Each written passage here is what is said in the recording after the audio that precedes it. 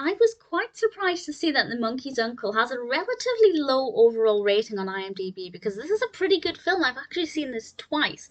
I didn't think I'd seen it, and then I started watching it and realised, oh, actually, I had seen it, which is more an issue with my memory than it is the quality of the film. But it's got 5.9 out of 10 on IMDb, which for a feature film is not terrible, but it's not great. This is a Disney film from 1965, directed by Robert Stevenson, and stars Tommy Kirk as Merlin Jones. Now, the first time I watched this, I don't think I'd seen Tommy Kirk in anything else.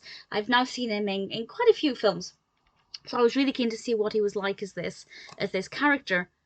He plays this genius who adopts a monkey, and there's the title. And I have to say they could have utilised the monkey more. That's not to say I think the monkey should have been overworked and made to do a lot of things. I just mean in terms of its role within the narrative, it could have had a lot more involvement. But then maybe they said we don't want to overwork the monkey, so we won't do that. So I guess credit where it's due if that was the decision.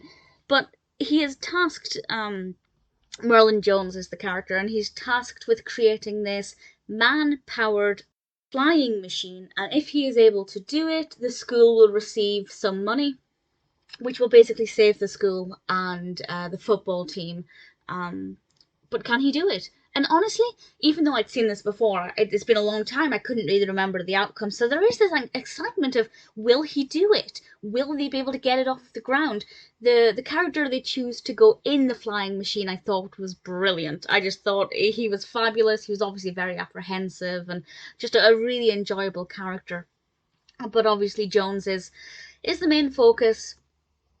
And I had a lot of fun with this film. I think it's brilliant. It's sweet. It's very, I don't want to say gripping, and that's maybe a bit too much of an exaggeration, but genuinely I was emotionally invested in whether they would do this. I don't care about football. I don't care about college football. I think I might have said previously that it was a high school, but it's this Midvale College football team, and honestly, I don't care about football, but I was really emotionally invested in this. We also have elements with the monkey, of course, as well. I'm not the biggest fan of monkeys, a little bit scared of them, to be perfectly honest, but it was a fun concept. This film could have worked completely without the monkey, because that part of the narrative is really strong and really enjoyable. But throw in the monkey and it's a little bit quirky, a little bit different.